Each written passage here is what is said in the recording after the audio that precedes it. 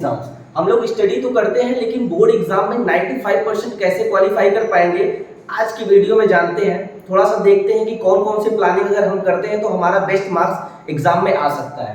तो इसमें आपको स्क्रीन पर दिखाई पड़ रहा होगा कि सबसे पहले नंबर पर आता है प्लान। किसी भी सब्जेक्ट्स को स्टडी करने से पहले हमें उसका प्लान बनाना चाहिए। प्लान बनाने से हमें ये बेनिफिट मिलता है कि कौन सा सब्जेक्ट हमें पहले पढ़ना है और कौन सा सब्जेक्ट्स बाद में पढ़ना है, क्योंकि सभी सब्जेक्ट्स में आपको मार्क्स मिलने वाले हैं लेकिन सभी सब्जेक्ट्स का जो स्ट्रेटेजी होना चाहिए वो बिल्कुल डिफरेंस होना चाहिए। तो सबसे पहले आपको क्या बनाना है, प्लान बनाना है।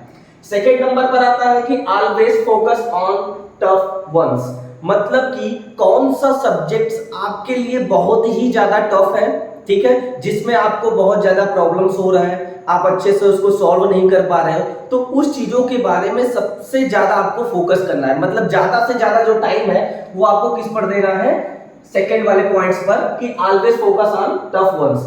थर्ड नंबर पर आता है कि जो चीजें आप पढ़ते हो, कुछ भी चीजें आप पढ़ते हो ना, तो वो हमें हमेशा के लिए नहीं याद रखता, ठीक है। उसमें कुछ चीजें हमें देखने को मिलता है, जैसे कि मान लीजिए उसमें आपको क्या करना है कि आपको पहला सबसे फर्स्ट पॉइंट्स पर नोट्स बनाना है, और दूसरे नंबर पर क्या है कि जो भी आप पढ़ते हो उसका क्या फार्मूला बनाना है, कि मतलब जो फार्मूलेस होते हैं, जो इंपॉर्टेंट टॉपिक्स है, उसको आप नोट्स में इंक्लूड करो और उसके बाद ही स्टडी करोगे तो ये आपको आगे के लिए बहुत ही ज्यादा बेनिफिट देगा।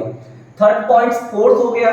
फोर्थ में आ रहा है कि स्टडी 10 इयर्स प्रीवियस पेपर, यानी कि अगर आपको अच्छा मार्क्स पाना है तो सीबीएसई के द्वारा जो 10 इयर्स का पेपर है उसको आप निकालिए, उसको देखिए कि कौन सा क्वेश्चंस किस सब्जेक्ट से आ रहा है, वो हमारे लिए बहुत ही ज्यादा बेनिफिट होगा। जैसे कि मान लीजिए कि फिजिक्स से कौन से चैप्टर से कौन सा इंपॉर्टेंट आ रहा है, केमिस्ट्री से कहां से आ रहा है, बायो से कहां क्वेश्चन पूछा जा रहा है, तो ये चीजें हम वहां पर देख पाएंगे। वहां से लगभग अगर देखते हैं पूरा सॉल्व कर लेते हैं तो अबाउट जो होता है 80% हमें शम्स जो है वहीं से मिलते हैं, चाहे वो फिजिक्स हो, चाहे वो केमिस्ट्री हो, चाहे वो क्या हो, बायो, तीनों अगर स्टडी करते हैं तो अबाउट जो होता है 80% यहां से निकल पाता है। सेम प्रोसेस मैथ्स में भी होता है, एसएस में भी होता है, हिंदी में भी देख सकते हो, प्लस इंग्लिश में भी देख सकते हो, इसमें कोई भी समस्या आपको क्रिएट नहीं होगी।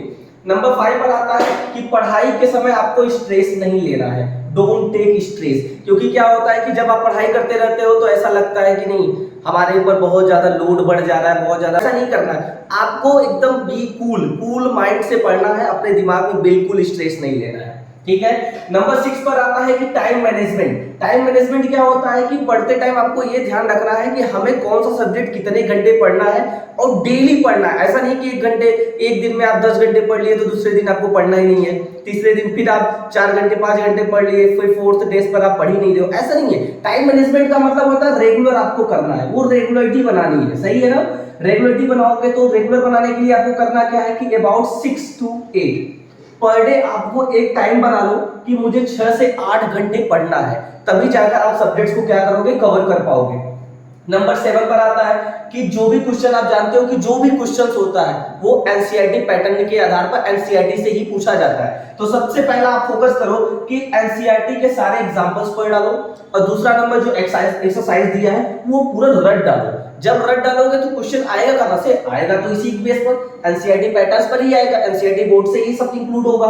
तो सभी एग्जांपल्स और एक्सरसाइज जब आप अच्छे से पढ़े रहोगे तो ये बहुत ही ज्यादा बेनिफिट देगा, ठीक है। और लास्ट में जो आता है वो क्या होता है, रिवीजन स्टेप बाय स्टेप। इसका मतलब होता है कि जो चीजें आप पढ़ रहे हो, ठीक है, उसको आपको रिवीजन करना है, क्योंकि ये चीजें पढ़ लिए तो आप एक मंथ तक उसको पढ़े ही नहीं, तो उसको धीरे धीरे क्या होगे, फॉरगेट करते चले जाओगे, सही है ना।